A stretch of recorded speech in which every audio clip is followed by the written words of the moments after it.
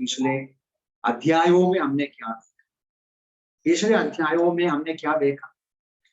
7वां अध्याय में खासतौर से बहुत बड़ा पीढ़ा आया। 8 में भी वो देखा, मतलब 8 का शुरुआत से देखिए, कलीसिया के खिलाफ बहुत बड़ा पीढ़ा या परसिक्यूशन, ग्रेट परसिक्यूशन, और शब्द ऐसे लिखा, ग्रेट परसिक्यूशन, बहुत बड़ा अत्याचार और अत्याचार आरंभ हुआ। वो आरंभ होने का कारण क्या है?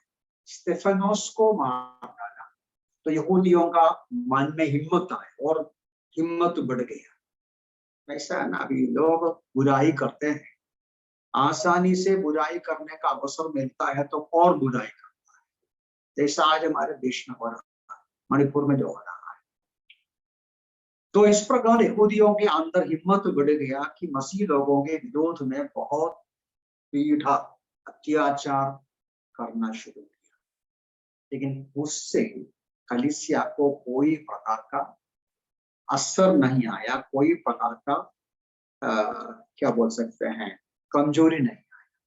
उल्टा हमने क्या देखा? ग्रेट परसिक्यूशन के साथ ग्रेट प्रीचिंग, विश्वासी लोग तितर बितर हो गए, और अलग अलग जगह में तितर बितर होने के वजह से जहां कहीं भी गया वहां वो सुसमाचार का प्रचार किया। तो सुसमाचार का प्रचार किया तो विश्वासी मतलब लोग उद्धार पाया, विश्वासी लोग विश्वास किया, कलीसियाओं का स्थापना हुआ। तो शैतान ने या दुश्मन ने इस बात को देखा, इनको पीड़ा देने से कोई फायदा नहीं, वो बढ़ता है, वो बढ़ता है।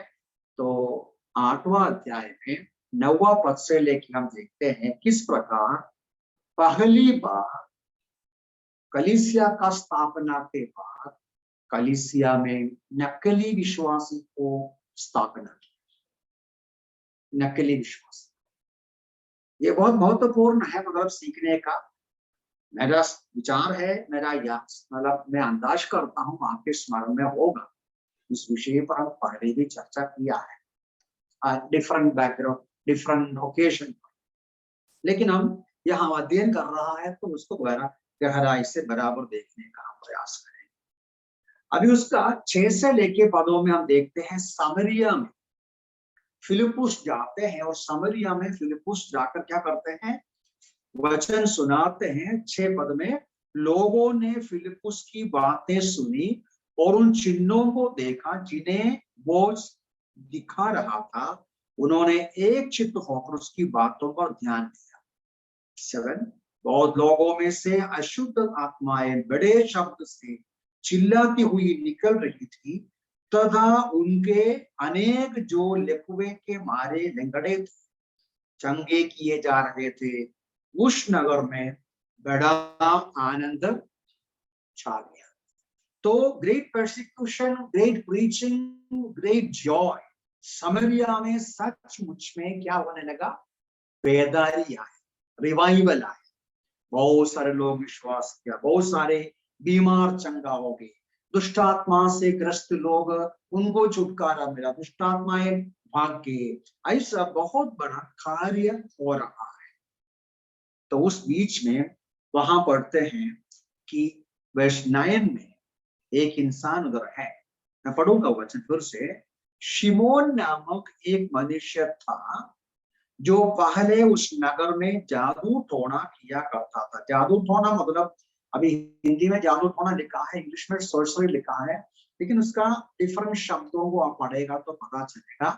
ये शिमोन नामक एक आदमी शमरिया शहर में, जादू टोना उसमें है, मैजिक उसमें है। मैजिक है ना, आज भी हम देखते हैं मैजिक की बात। अभी अलग अलग ट्रिक्स इस्तेमाल करते हैं और थोड़ा बहुत जादू टोना इस्तेमाल करते हैं, ट्रिक्स इस्तेमाल करते हैं, और इंग्लिश में कहते हैं ऑकल्टिक प्रैक्टिसेस होते हैं। ऑकल्टिक सब चीजें मतलब दुष्ट आत्माओं का सहायता से कार्य करते हैं। तो जादू टोना अभी हमारे भाषा, हिंदी भाषा में जादू टोना, उसमें मैजिक भी है, ये सारी बातें हैं। तो ये आदमी सामरिया के लोगों के बीच में बहुत वेल नोन था। कैसा वेल नोन रहता है? अभी आपको मालूम है ये जादू टोना के लिए कौन जानते हैं? ऐसा हमारा बच्चे का भविष्य क्या होगा, लड़की का शादी होगा ही क्या नहीं है, लड़के का काम मिलेगा ही क्या नहीं, हमारा भविष्य क्या होगा, हम हमारा अच्छा नौकरी मिलेगा ही क्या, हमारा मतलब आगे क्या होगा। तो ये भविष्य ढूंढने के लिए, आगे क्या होगा ये जानकारी पाने के लिए हमेशा लोगों को तत्पर। अभी मैं हिंदुस्तान टाइम्स में नहीं देखा, लेकिन कुछ ऐसा न्यूज़पेपर है, मैगजीन है, उसके अंदर आप क्या देखेगा, आपका जो क्या बोलते हैं वार राशि वार फलम, मतलब आपका जो उन सब में शब्द, हाँ मतलब आप जो दिन में आपका जन्म हुआ, आपका क्या बोलेगा वो एक पर्टिकुलर स्टार का है, उस हिसाब से आज आपका क्या होगा, ये हफ्ते में क्या होगा, अगले हफ्ते में क्या होगा, ये सब पढ़ने के लिए लोगों को बहुत उत्साह है ना, हर लोग। तो इस आदमी आज भी आप देखते हैं, आज भी ऐसे लोग हैं, आपका भविष्य बोलेगा, रास्ता में खड़ा है, बैठा है, पैसा लेके आपका भविष्य बनेगा, आपका हाथ में देखे। सब धोखा है, सब धोखा है। तो ये आदमी सामरिया देश के लोगों को भड़का के अपने वश में रखा था। तो ये मीठी मीठी बातें बोलेगा, लोगों के कान में क्या सुनना है, आपका अच्छा होगा, बड़ा आपका काम अच्छा मिलेगा, भविष्य अच्छा बनेगा, ये सब सुनेगा तो बहुत अच्छा लगेगा। तो इस प्रकार सामरिया के लोगों को ये भड़का के, हम उधर पढ़ते हैं, सब उसका शिष्य थे। वो दावा करता था कि वो बड़ा आदमी है, और एक और शब्द में लिखा है 10वां पद में, छोटे से लेके बड़े तक उस पर ध्यान देता था, क्योंकि वो व्यक्ति परमेश्वर की वो शक्ति है जो महान करता है। तो ईश्वर है, ईश्वर की शक्ति इसके अंदर है। तो इस प्रकार का एक भावना सबके अंदर किया, और इनका शिष्य बन के वहां सब लोग रह रहे हैं। इसके बीच में फिलिप्पुस वहां जाके प्रचार किया। फिलिप्पुस ने क्या प्रचार किया वो भी देख लो। फिलिप्पुस ने क्या प्रचार किया, साइमन का मैसेज क्या था, 12वां पद में लिखा है, परंतु जब उन्होंने फिलिप्पुस का विश्वास किया, जो परमेश्वर के राज्य का सुसमाचार और यीशु के नाम का प्रचार करता था। फिलिप्पुस ने क्या प्रचार किया, फिलिप्पुस ने 2 विषय का प्रचार किया। क्या है 2 विषय, परमेश्वर का राज्य का सुसमाचार और यीशु मसीह का सुसमाचार। क्या है परमेश्वर का राज्य का सुसमाचार मतलब? परमेश्वर का राज्य का सुसमाचार मतलब अर्थ ये होता है, किस प्रकार ईश्वर इंसान के जीवन में कार्य करते हैं, उनको नियंत्रण में करते हैं, उनके ऊपर प्रभुता करते हैं, उनके ऊपर आशीष देते हैं। तो ईश्वरीय शासन मनुष्य जाति के ऊपर कैसा होता है, इस विषय के ऊपर प्रचार किया। और क्या प्रचार किया, यीशु मसीह का प्रचार किया। यीशु मसीह कौन है, परमेश्वर लोगों को किस प्रकार बचाते हैं, और यीशु मसीह किस प्रकार लोगों को रूपांतर करते हैं। मैं इसमें अधिक डिटेल्स पे अभी जाता नहीं। तो इस प्रकार यीशु मसीह के बारे में और यीशु मसीह के द्वारा मनुष्यों को किस प्रकार परमेश्वर का संतान बन सकते हैं, परमेश्वर के समीप आ सकते हैं, परमेश्वर के नियंत्रण में राज्य में वास में आ सकते हैं, ये सारी बातों का प्रचार किया। तो सामरिया के लोग फिलिप्पुस का विश्वास किया। वो तो लिखा है ना, विश्वास किया, और विश्वास किया तो बाद में क्या पढ़ते हैं, अब देखिए 13वां पद में, और क्या स्त्री सब विश्वास करके बपतिस्मा किया। 13वां पद, और स्वयं शिमोन ने भी विश्वास किया, तथा बपतिस्मा लेकर फिलिप्पुस के साथ रहने लगा। वो चिन्हों तथा बड़े बड़े आश्चर्य कर्मों को होते देखकर चकित हुआ था। ये इंटरेस्टिंग बात है। फिलिपुस का जो फॉलोअर्स समरी शहर के लोग, सॉरी साइमन का, शिमोन का जो फॉलोअर्स है, शिमोन जादू टोना करके सबको अपने वश में रखा है, वो लोग फिलिपुस का वचन को विश्वास किया, यीशु मसीह को स्वीकार किया, परमेश्वर के राज्य का भागीदार बने, बपतिस्मा लेकर फिलिपुस के साथ संगति में रहते हैं। तो साइमन क्या किया, चलो हम भी आए, हम भी आपके साथ आए। वो भी बोला मैं भी विश्वास करता हूं, मुझे भी दे दो बपतिस्मा बोलकर फिलिपुस ने उसको बपतिस्मा भी दिया। और वहां लिखा है 13वां पद में, फिलिपुस के साथ वो भी जुड़ गया। और साइमन फिलिपुस के द्वारा जो आश्चर्य कर्म होता है, छिन्न होता है, बीमार चंगा होते हैं या दुष्ट आत्माएं भागते हैं, ये सब कार्य देखकर साइमन शिमोन आश्चर्यचकित हो गया।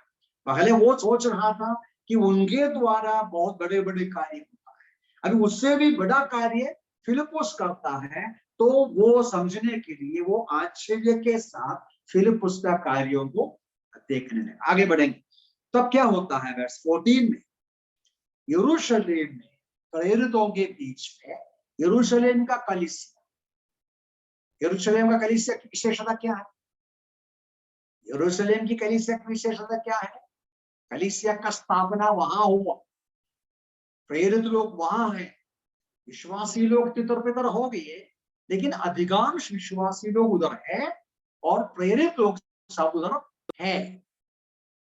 तो उनके कान में सुना कि सामरी लोग यीशु मसीह पर विश्वास किया।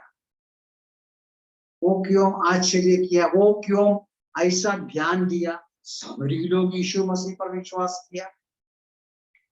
आपको याद होगा प्रभु यीशु मसीह समरिया में जाते हैं, है ना, प्रभु यीशु मसीह समरिया में जाते हुए आप देखा ना, आपको मालूम है ना, अब सुना है, पढ़ने का जरूरत नहीं, जॉन्स गॉस्पेल चैप्टर 4 में लिखा है, 4:20 में, उस समरी स्त्री से जो बातचीत होते हैं, समरी स्त्री से पानी पूछते हैं यीशु मसीह, उस समय समरी स्त्री ही बोलते हैं तुम तो यहूदी है, हमसे कैसा पानी लेकर पिएगा। और वहां यूहन्ना लिखता है, यूहन्ना 4:20 में, यहूदी और समरी के बीच में कोई भी संबंध नहीं है। आप देख पढ़ा होगा, समरी जमीन में भी यहूदी लोग पाव रखेगा, क्योंकि समरी शहर जो है उनका दक्षिण में यहूदी लोगों का जगह है, उत्तर में भी यहूदियों का जगह, लेकिन दक्षिण से यहूदी उत्तर जाना है तो ऐसा घूम के जाएगा, कभी भी शमरी लोगों का शहर से होकर नहीं जाएगा। इतना नफरत करता था यहूदी लोग शमरी लोगों को। क्यों? मैं पिछले हफ्ते इस बात का सूचना दिया था कि कई साल पहले यहूदी लोगों का मतलब इस्राएल पूरा दो टुकड़ा में, यहूदा, जूडा एंड इसराइल, मतलब दक्षिण राज्य और उत्तर राज्य।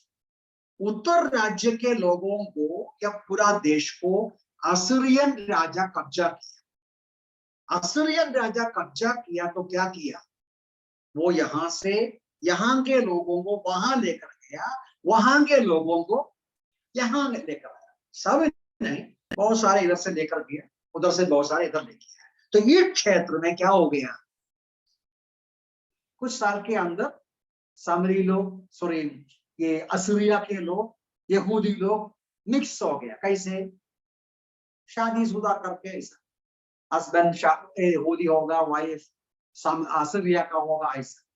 तो वो जो क्षेत्र का लोग सालों के बाद कैसा हालत में आया, उनका जो हर चीज से यहूदा का भी परंपरा चलाता है और असीरियन अन्य जाति का परंपरा, उनका आराधना सिस्टम अलग है।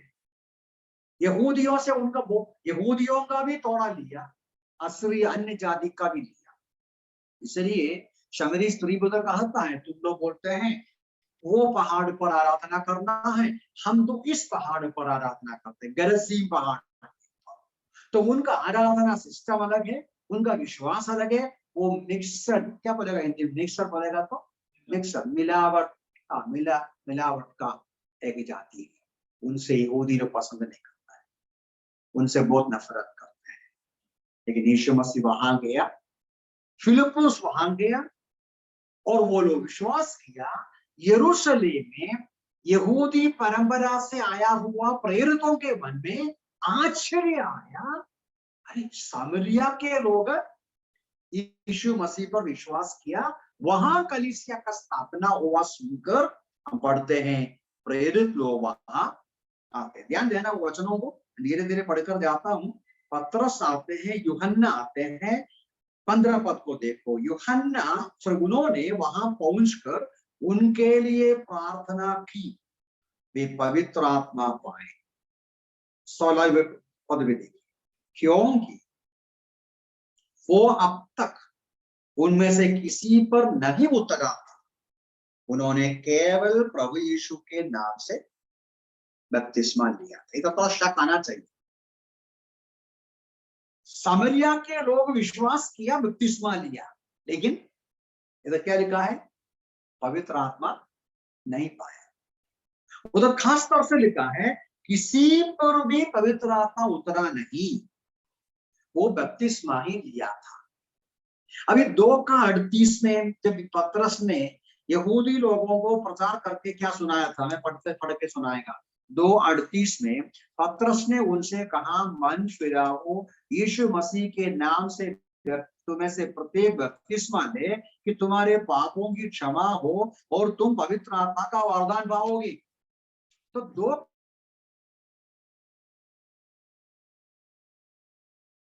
बपतिस्मा ले लो, तुम्हें भी पवित्र आत्मा मिलेगा जैसा हमको मिला है। लेकिन यहां विश्वास किया, बपतिस्मा भी लिया, तो भी पवित्र आत्मा नहीं मिला। पतरस और यूहन्ना आकर उनके ऊपर हाथ रखकर प्रार्थना किया, तब मिला। क्यों? कारण क्या है? उसका कारण ये है, अभी एक वचन और मैं पढ़ूंगा। अभी नया नियम के अन्य जगह पढ़ेगा तो आज या उन दिनों में ही एक व्यक्ति में पवित्र आत्मा का वास करना शुरू होता है। कब से? विश्वास करते समय। वो पढ़ूंगा मैं पढ़े। इफिसियों की पत्री पहला अध्याय का 13 पद देखिए।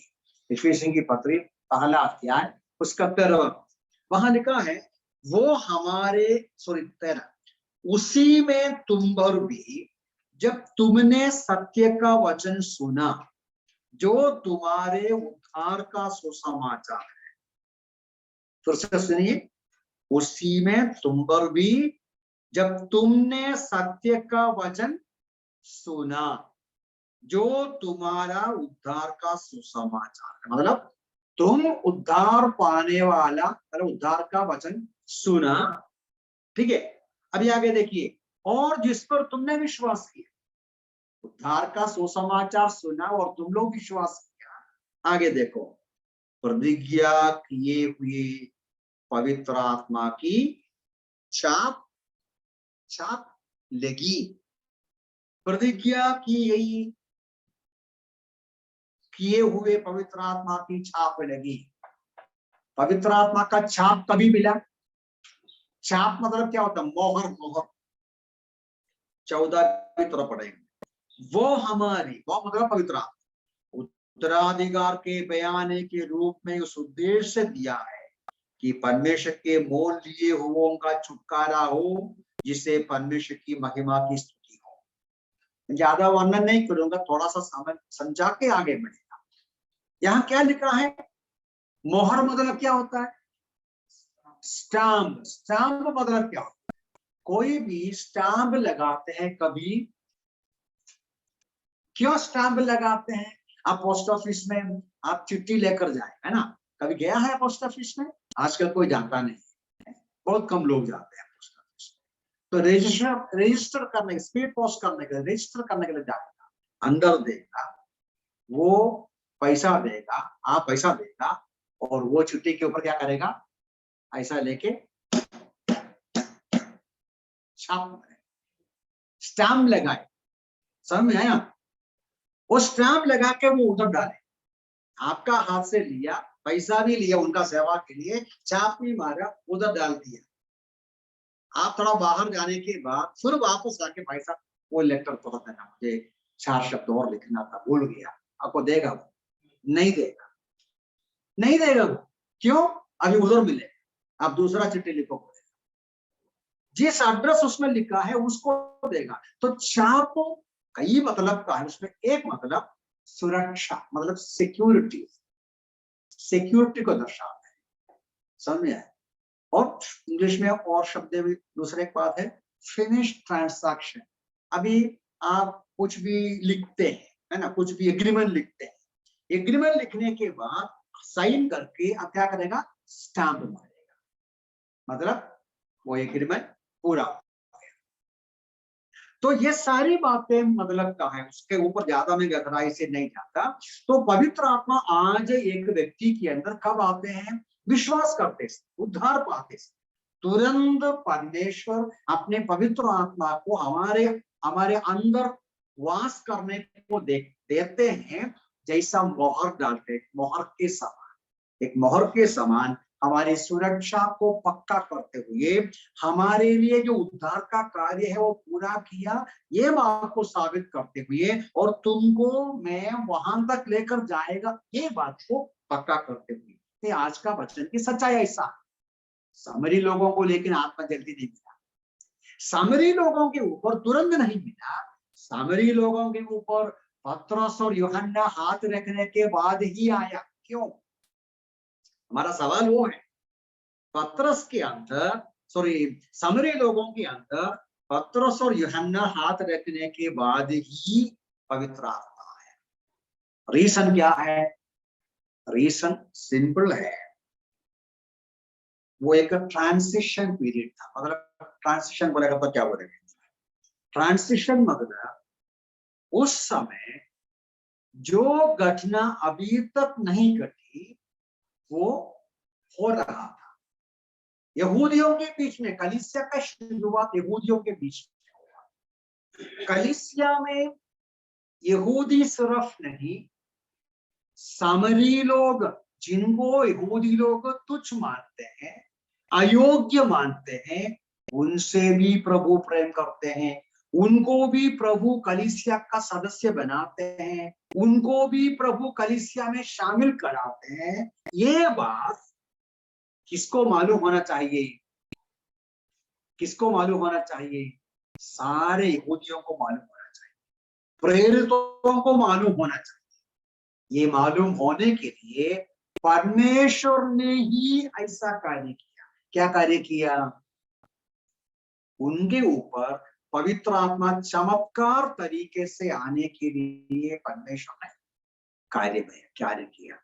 वे आया, हाथ रखा, तो एक अद्भुत तरीके से, उधर कुछ खास तौर से लिखा नहीं, लेकिन कुछ ना कुछ समथिंग हैपेंड, है ना, something extra ordinary happened, something क्या बोल सकते हैं, कुछ भी दिखाने का, स्पेक्टाकुलर थिंग्स हैपेंड, कि उनको मालूम पड़ा अभी शमरी लोगों के ऊपर पवित्र आत्मा है। शायद वो अन्य भाषा में कुछ बोला होगा, मैं नहीं मालूम क्या है, कुछ ना कुछ।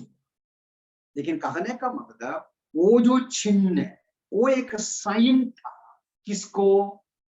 प्रेरितों को, सारी यहूदियों को, शमरिया लोगों के साथ भेदभाव नहीं करना है, परमेश्वर उनको भी स्वीकार करते हैं। उतना बोल के मैं आगे बढ़ता हूं, है उतना बोल के हम लोग आगे जाएंगे।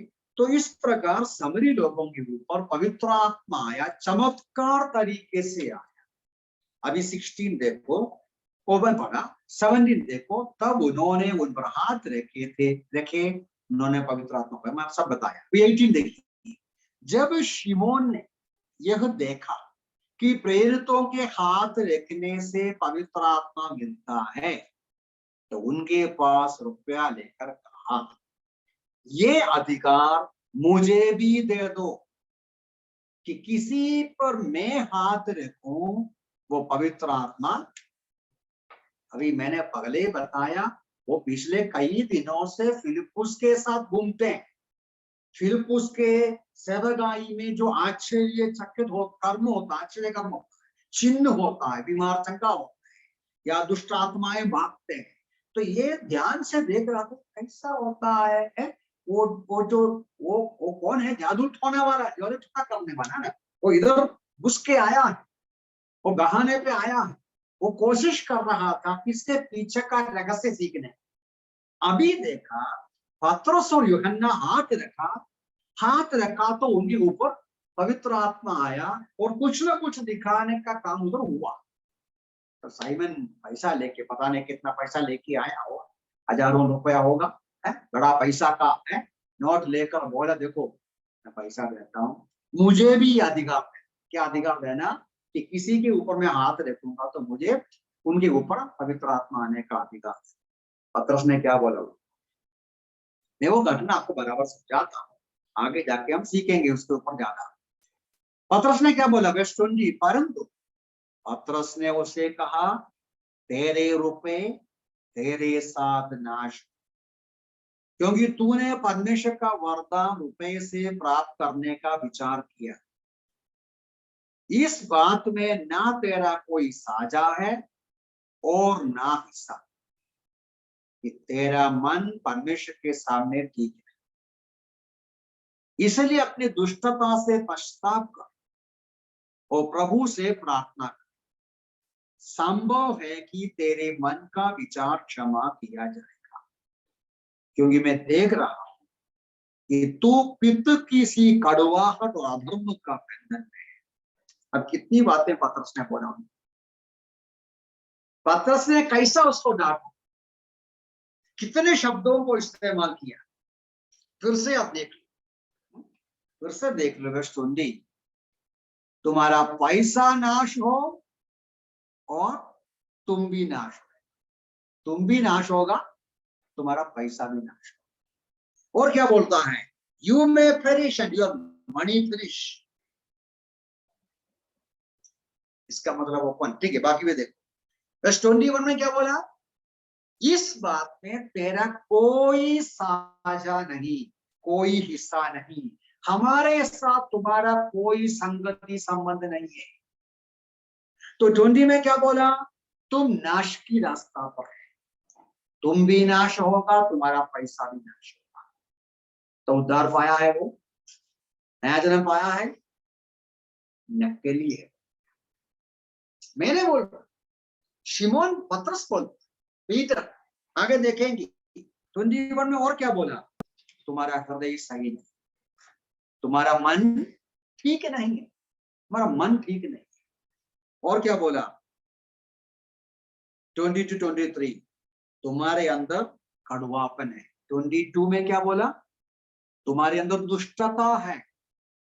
23 में बोला तुम्हारे अंदर पित्त की सी कड़वाहट और अधर्म का बंधन है। इतनी बातें एक विश्वासी के बारे में कहेगा। कितना वचन में? 20, 21, 4 बातें मुख्य रूप में, 20, 21, 22, 23, 20 से लेके 23 पदों में 4-5 बातें उनके खिलाफ पतरस ने बोला। पतरस उनका अंतःकरण को समझा, आत्मिक डिसर्नमेंट, स्पिरिचुअल डिसर्नमेंट, उनका मन को पहचाना, उनको पहचान कर बोला तुम मन फिराओ, प्रभु से मांगो, शायद क्षमा मिलेगी। तो लिखा ना शायद, वो भी पक्का नहीं बोला 23 में, 23 का अंत में ना, अगर शिमोन ने उत्तर दिया तो मेरे लिए प्रार्थना करो, नहीं उसके ऊपर या 22 का अंत में संभव है तेरे मन का विचार क्षमा करे, पश्चाताप करो, शायद प्रभु क्षमा करे। मैं जल्दी बोल पूछकर, मैं ज्यादा टाइम ज्यादा नहीं लेगा, 20 मिनट मुश्किल से अभी बाकी है।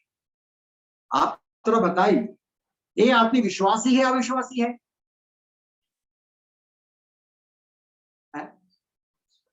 जी,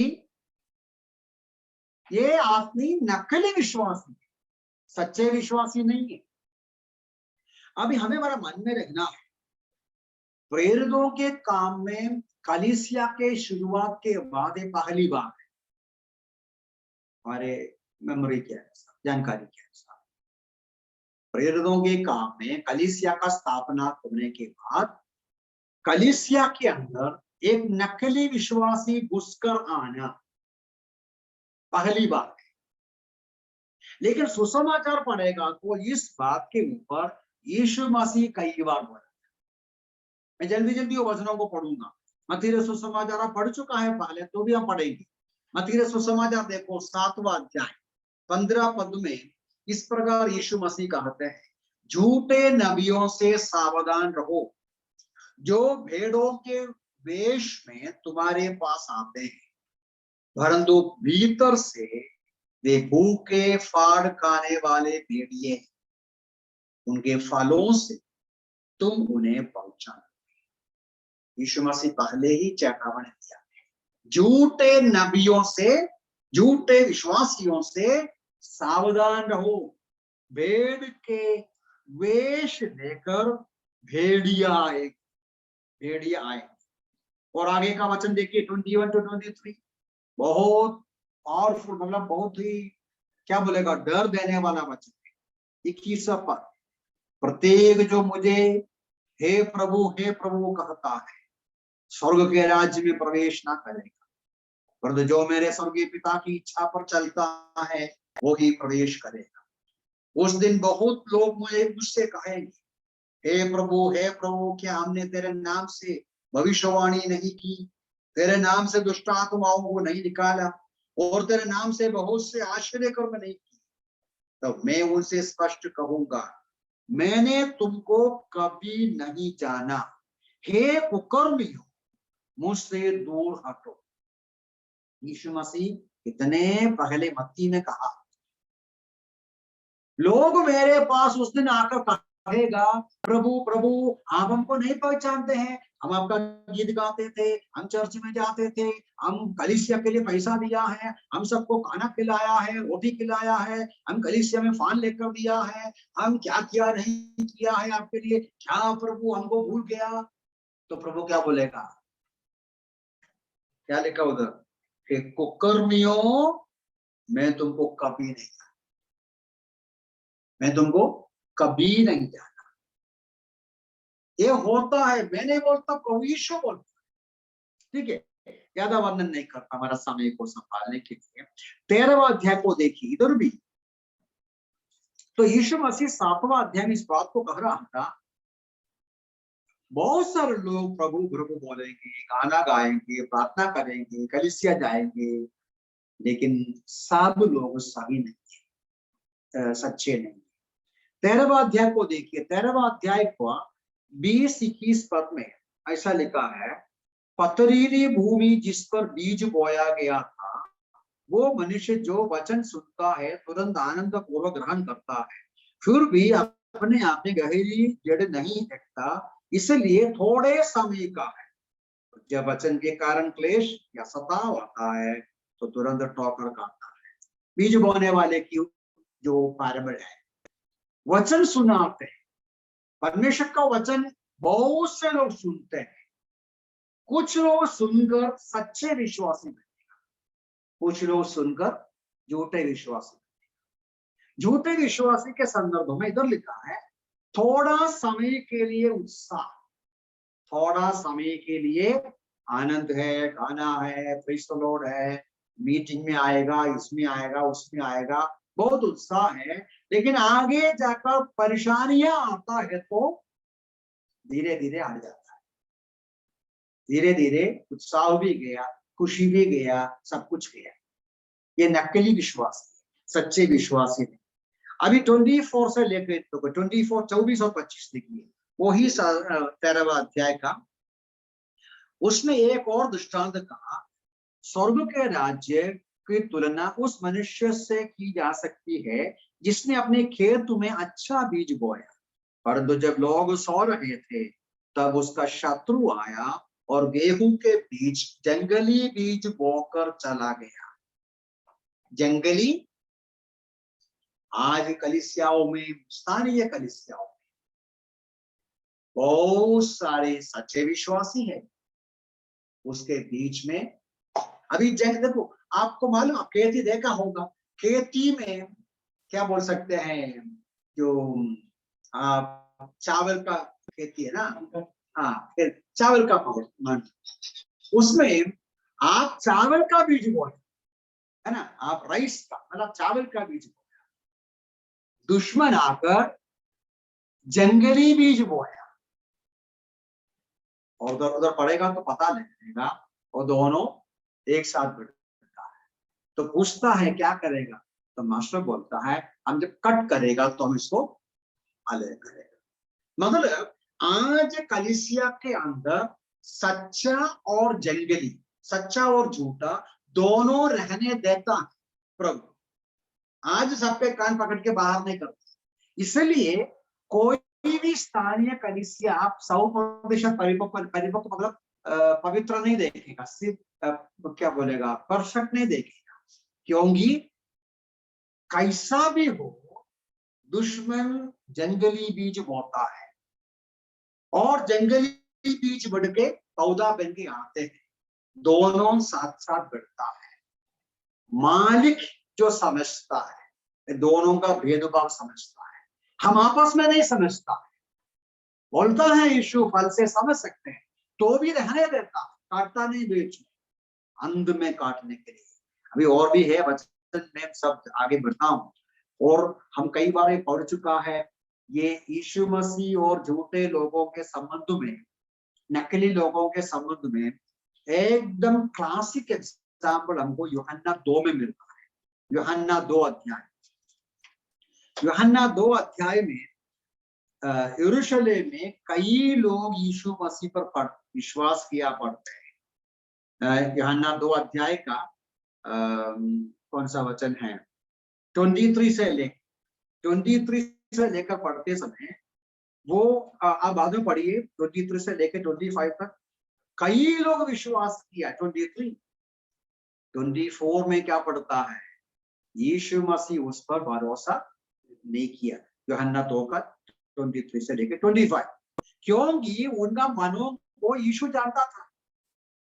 तो यीशु मसीह झूठे विश्वासियों के बारे में, नकली विश्वासियों के बारे में चेतावनी दिया 7वां अध्याय, मतलब मत्ती 7। यूहन्ना 2 में पढ़ता है यीशु मसीह खुद अपने पीछे आने वालों में झूठे लोगों को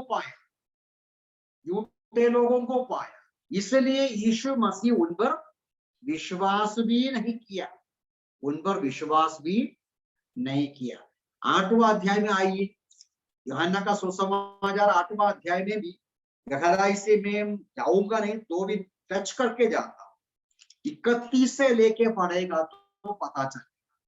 31 से लेके यूहन्ना 8 का 31 से पढ़ते समय यीशु मसीह किससे बात करते हैं, जो उस पर विश्वास किया यीशु मसीह। आप पढ़कर बाद में घर पे आकर पढ़कर देखिए। यीशु बोलता है यदि मेरा वचन तुम्हें बने रहेगा तो सचमुच में मेरे चेहरे ठहरोगे। तो अभी सचमुच में मेरा चेहरा नहीं है। और यीशु नीचे बोलते हैं तुम बंधन में है, सत्य तुम्हें स्वतंत्र करे। वो लोग क्या बोला, तुम क्या बात करते हैं, हम क्या बंधन में है क्या, हम तो इब्राहिम के संतान हैं। तो यीशु मसीह क्या बोला, तुम उस शैतान का संतान है। 44 में है ना, 44 में तुम शैतान का संतान है। तब तुम, वो झूठ बोलता तुम भी झूठ बोलते, वो मारता है तुम भी मारता है। तब वो लोग क्या किए, नीचे 59 में पत्थर उठाया, यीशु मसीह को मार दिया। ऐसा नामधारी झूठे मसीह लोग आज भी है। आप इमेजिन कीजिए, मैं उसको अप्लाई करेगा जल्दी। तो मैं 2 बातें बताया। मैं क्या बता रहा था, कलीसिया के स्थापना के बाद प्रेरितों के काम में नकली विश्वासी को पहली बार देखते हैं 8वां अध्याय। लेकिन सुसमाचार में यीशु मसीह इस बात का सूचना दिया था मत्ती 7 में, और जॉन 2 में यीशु मसीह ऐसे लोगों का सामना किया। यूहन्ना 2 अध्याय, 6 अध्याय, 8वां अध्याय। 6 अध्याय में यीशु बोला, यीशु मसीह को छोड़कर लोग चले जाना शुरू किया और बढ़ता है। तो पतरस वगैरह को बोला आप लोग भी जा, आप भी जा सकते हैं। तो पतरस ने क्या बोला, प्रभु जी आपको छोड़कर हम कहाँ जाएगा, अनंत जीवन की बातें आपके पास है, आपको छोड़कर हम नहीं जाएगा। तो मेरा कहने का मतलब यीशु मसीह उनका सामना करता है एकदम अपने लोगों के बीच में, उनके पीछे हो लेने वालों के झुंड में यीशु मसीह ने उन लोगों को देखा, उनसे बातें किया जो नकली है, जो झूठे है। जब हम पत्रिकाओं में आते समय पत्रिकाओं में झूठे नकली विश्वासियों के बारे में कई वचनों में चेतावनी देता है। मैं कुछ वचनों को पढ़ूंगा। 2 कोरिन्थियन चैप्टर 11, 2 कोरिन्थी उसका 11 अध्याय का पहला पद से लेकर देखिए 2 से पढ़ता हूं। 2 कोरिन्थी 11 का 2 से, क्योंकि मुझे तुम्हारे लिए लगन है, परमेश्वर की सी लगन, क्योंकि मैंने तुम्हारी सगाई एक पति अर्थात मसीह से की है कि तुम एक पवित्र कुमारी की भांति उसे सौंप दो। परंतु मुझे भय है कि जैसे सर्प ने हव्वा को अपनी धूर्तता से धोखा दिया, वैसे ही तुम्हारे मनों को मसीह की भक्ति की सरलता से पवित्रता से कहीं भटक न जाए।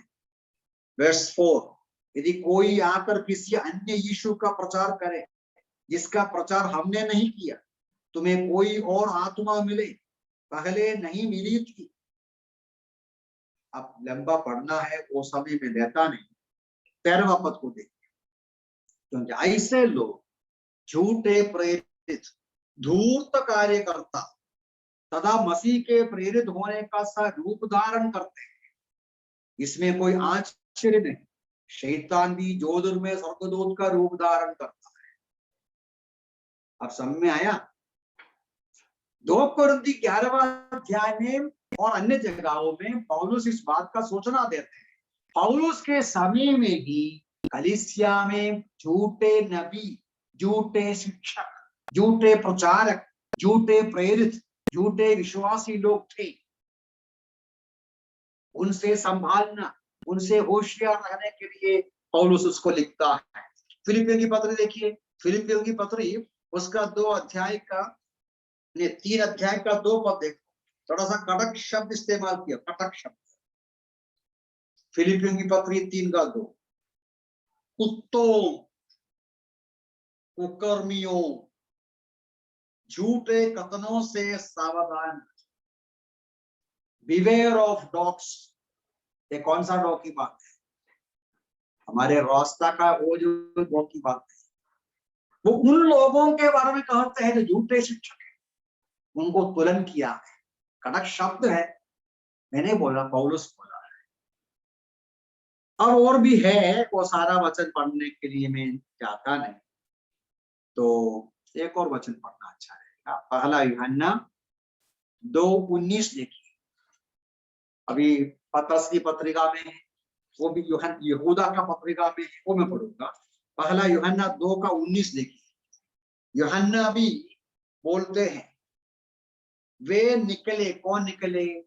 स्थानीय कलीसिया से कुछ लोग चलेगी, वे निकले तो हम ही में से, परंतु वास्तव में हमें में से नहीं थे, क्योंकि यदि वे हमें में से होते तो हमारे साथ रहते, परंतु वे निकल इसलिए गए ये प्रकट हो जाए कि वे सब हमें से नहीं है।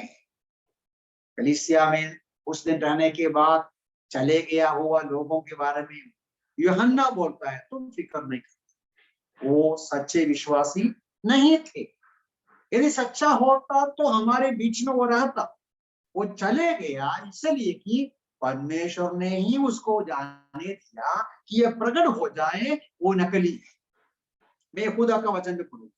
यहूदा के पत्रिका में प्रेरित ऐसा लिखता है, यहूदा की पत्री उसका वर्ष 12 पढ़ कर 12-13, ये मनुष्य, कौन सा मनुष्य? ये झूठे विश्वासी समुद्र तल की चिपी चट्टान है, जो तुम्हारे प्रीति भेद भोजों में तुम्हारे साथ निर्धड़क खाते पीते हैं। बहुत गहराई से विचार करने का वचन है। झूठे विश्वासी नकली लोगों का तुलन किया है, पत्थर से जो हमारे भोजन में रहता है। अब भोजन में पत्थर है तो कैसे लगेगा आपको? पूरा भोजन कर रहा है, अब भोजन कर रहा है, पत्थर काटेगा तो पाए में खाने को मना है, नहीं है। तो यहूदा बोलते हैं ये लोग तुम्हारे प्रीति भोजन में पत्थर जैसा है, चट्टान जैसे है, केवल अपना ही ध्यान रखते हैं। निर्जल बादल है, वो बादल है लेकिन जल नहीं, जिन्हें हवा उड़ा ले जाती है। पतझड़ के फलहीन वृक्ष है जो 2 बार सूख चुके हैं और जड़ से उखड़ गए। समुद्र की प्रचंड लहरें हैं जो फैन के समान अपनी लज्जा उछालते हैं।